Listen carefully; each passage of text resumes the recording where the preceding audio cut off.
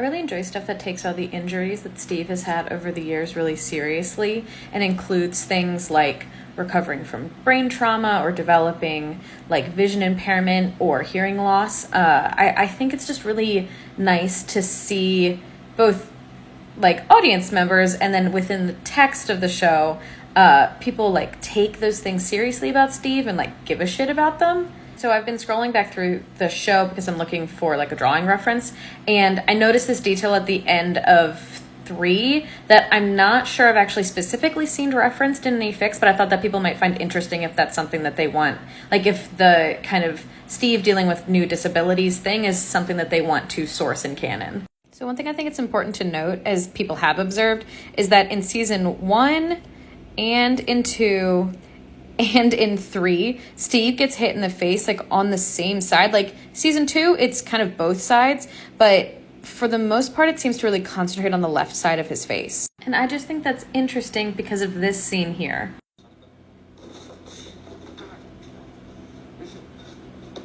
Now with a show like Stranger Things, it's always interesting in terms of like sourcing a headcanon in canon, because I know that so much of the show is improvised. So I know that this moment was probably just Joe Keery fucking around on set and people saying like, hey, that's funny. Yeah, let's use that. That's like a great, funny, dumb Steve moment.